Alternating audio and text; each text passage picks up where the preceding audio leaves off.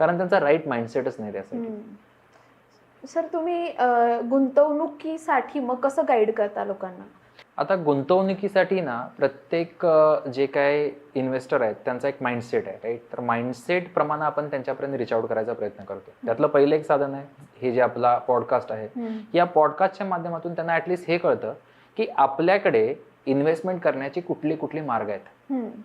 आणि जेव्हा ते पर्सनल फायनान्समध्ये बसत आहेत, माझ्याबरोबर 1-to-1 मध्ये असतील किंवा ग्रुप कोचिंगमध्ये असतील, तर कुठल्याही कोचिंगमध्ये बसल्यानंतर त्यांना काही महत्त्वाच्या गोष्टी पण मी एक्सप्लेन करतो की कशामध्ये इन्व्हेस्टमेंट केली नाही पाहिजे.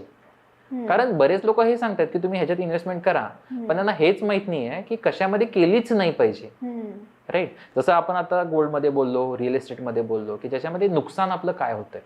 पण हे सोडून मार्केटमध्ये बरेच आहेत, जसं बिटकॉइन आहे, क्रिप्टो करन्सीज आहेत, फॉरेक्स आहे, कमोडिटीज आहेत, ऑप्शन ट्रेडिंग आहेत.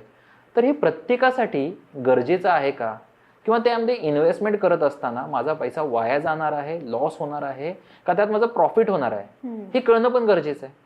तर कशामध्ये नाही गेलं पाहिजे हे पहिला कळणं गरजेचं आहे. कारण जेव्हा ते कळतं तर जो त्यांचा लॉसमध्ये पैसा जाणार आहे तो वाचणार आहे, आणि तो 1-2 रुपये नाही, लाखांमध्ये वाचतो. कारण तुम्ही जर बघितला, आजच्या तारखेला मी रिसेंटली एक मागच्या 2-3 महिन्यापूर्वी क्राईम ब्रांचला सहज व्हिजिट करायला गेलो होतो. म्हणजे बऱ्याच वेळा मी व्हिजिट करत राहतो, कारण मला हे कळतं की मार्केटमध्ये कंडिशन काय चालू आहे. मी बँकेत व्हिजिट केली तर त्यांचे एक्झॅक्टली क्लायंटला ते काय सांगतायत, कुठल्या प्रकारचं समजा मिस सेल करतायत, मिस गाईड करतायत का राईट गायडन्स देत आहेत, हे कळतं.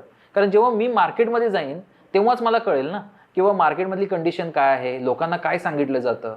तर जेव्हा मी त्या क्राईम ब्रांचमध्ये गेल्यानंतर बघितलं तर प्रत्येक प्रकारचे फ्रॉड्स आहेत आजच्या तारखेला.